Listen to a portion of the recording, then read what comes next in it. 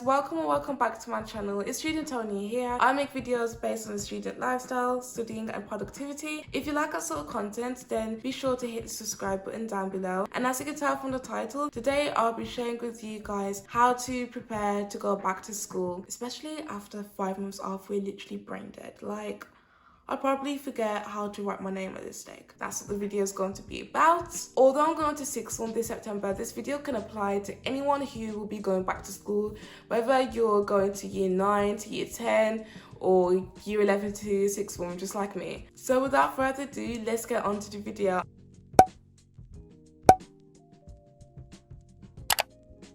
The first thing you should do before going back to school is making sure you have a consistent and good sleeping pattern. This is probably really important. It's because if you're not going to get enough sleep, you are going to probably fall asleep in class, not paying attention, and it's just the worst feeling ever. It really is. I know that throughout these extended holidays, I will literally be going to sleep at 2 a.m. in the morning, even worse, 6 a.m. in the morning, and I would probably end up waking up at 3 o'clock in the afternoon. My sleeping pattern was so bad, but it's not like that anymore. Make sure you sleep for 8 hours. Try not to sleep under 8 hours as you'll feel tired, and even oversleeping can make you feel tired too. Slowly try to incorporate a new sleeping routine to your current one. It's because it is highly unlikely if right now you go to sleep at 2 a.m. in the morning and you're going to start waking up at 8 o'clock. It is highly likely that you're going to be like, okay, I know I sleep at 2 a.m. in the morning, but tomorrow we are going to wake up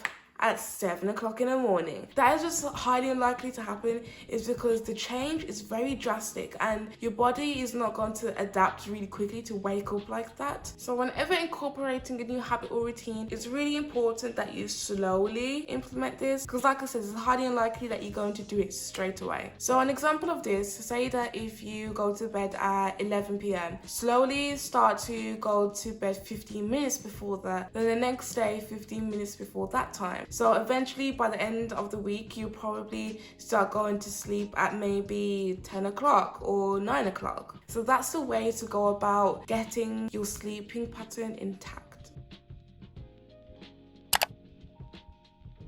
Having a planning system is really important. So how are you going to plan your days? How are you going to write down the due dates for your homework or assignments? So there's different ways you can plan. You can either use digital planning, whether you have an iPad, computer or phone, or you could either do manual planning, just getting a diary planner just to record things that need to be due or just things that you need to do on that day. Or you can get a bullet journal if you're really creative and you like to have things look very pretty presentable with all your little cute markers, etc. But it's really hard. I wouldn't say hard to maintain, but it's something that needs to be updated on a daily, and it can be time consuming if you're not, I guess, naturally creative. Something that I personally like to do is have a planner so I can just write due dates in, things that need to be done, and I also have a separate to-do list, so when I get home I can just easily execute things that I need to get done in the day, and also have a visual representation of what needs to get done.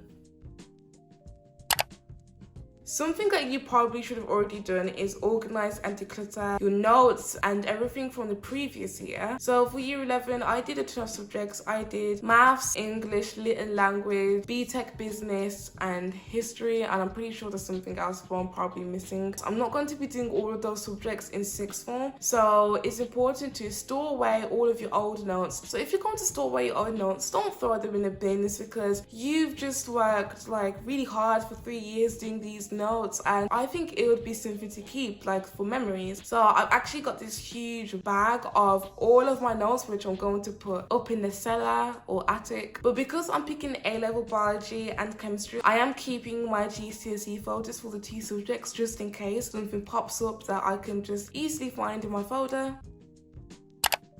Next thing you can do, which can be really helpful and it's for free, is to download apps. I did go through the apps that I had on my phone, and there were some really educational and just useful apps that every student should have. So I'll link that up in the iCards above. An example of some apps that will really help for me personally, the transport I take to school, I take bus, so it's really important for me to have the bus app, as it will let me know when a bus is coming, exactly the minutes, and it's important to be going to school on time, because I know buses can delay like crazy. Like most of my late are honestly from buses, because they're moving mad. And another example is an Uber app. Just in case that the bus shuts down or something, I can easily have the Uber app so I can get an Uber to school and back, just for an emergency if that's the case.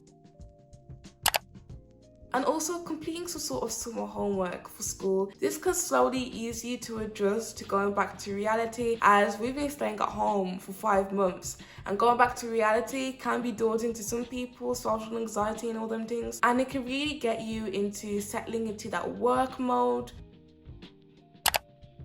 Getting uniform and resources can probably be the most stressful part. Especially in this pandemic, getting things is really hard to get. As for me, when I was getting my uniforms, you couldn't try anything on. So it was such a long process, but I finally got everything because you can't try anything on in store. You have to go back and forth getting the things. Just a side note, if you haven't got anything for school, get it now, sis. Get it now. It's important to know your dress code, whether you just have a normal corporate uniform or if you're like me going to sixth form, your dress code is more flexible. For me, I have to wear all black, but the only thing that doesn't have to be black is the top that I'm wearing, which the all black outfit I'm not feeling, but it really is what it is. When it comes to like smart office wear, I kind of think that's my aesthetic. Like that's what I thrive in. Like people have this like aesthetic of clothes, whether you like to wear streetwear. I really like to look sophisticated, kind of elegant looking. So when I heard this as a dress code, I was slightly buzzing, but not buzzing too much because the whole thing has to be black. Like it feels like I'm going to a funeral that we have to wear black. But anywho, so it's really important to pick whether you're going to get your clothes online or in store. But when it comes to uniform fitting, I'd rather get it in person, is because uniform fitting is really important. And it's just so long when you receive something and you have to turn it back. I pretty much got everything in store. I have tried to get things online, but the quality is just not A1. It really isn't.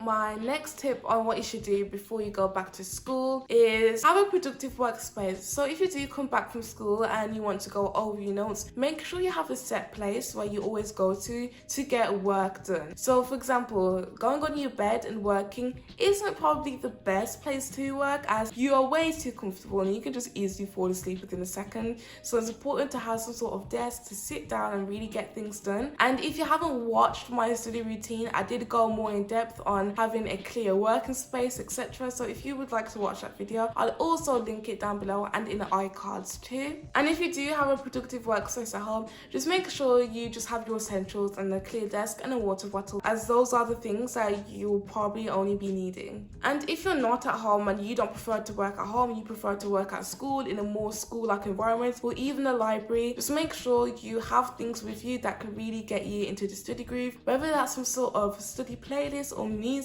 Take some earphones with you and play that along. And because you are not at home, it's not easy to grab food and just grab bites, so make sure you probably take maybe something from home beforehand, or you can just grab a bite to eat at town. Next thing you should do is form routines: a morning routine, evening routine, night routine, and a study routine. At first, when you kind of form a routine, it might seem forced, but the more you do it, the more it will come natural to you and become second nature to do, to the point where you're not going to think, okay, I'm now going to do my morning routine, or okay, I'm now going to do my night routine.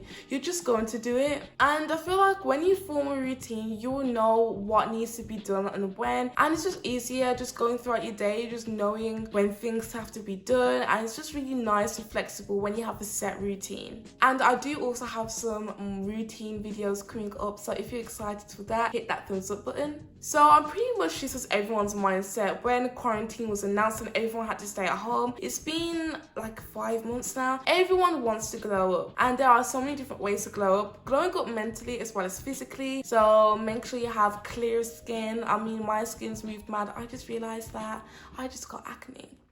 So I don't blame you if you haven't been eating as well as you thought you would or should be. So make sure you at least try to start eating well. That's something you'd really want to do for your own sake. And honestly, I have been eating more than well enough because out of boredom, my mom's literally been baking non-stop. We have literally baked cinnamon rolls, chocolate cake. Like I literally have a whole tub full of chocolate cake. We've made vanilla cake. We just made too much cake. But now I'm going to start eating well. Well, I hope so.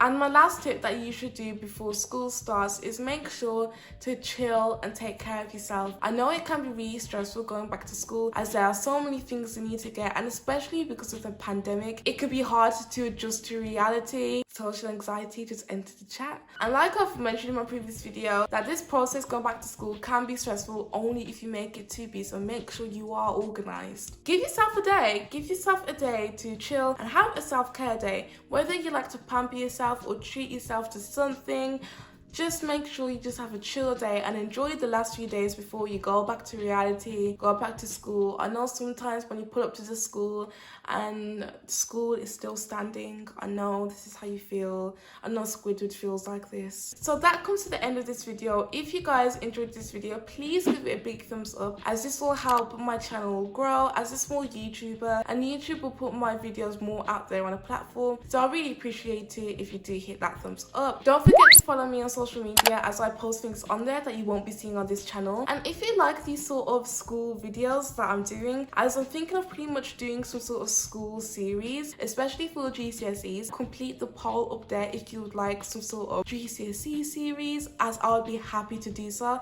as I still already got my GCSE notes and everything's still intact. If you found this video very useful and helpful, anyone who's going back to school, which I pretty much think is anyone and everyone in the UK, whether you're not in the UK, then make sure you share this video with anyone who will find this helpful. And lastly, don't forget to hit that subscribe button down below, as well as the notification bell, so you do not miss another video. Once again, thanks for watching, and I'll see you guys in my next video. Bye.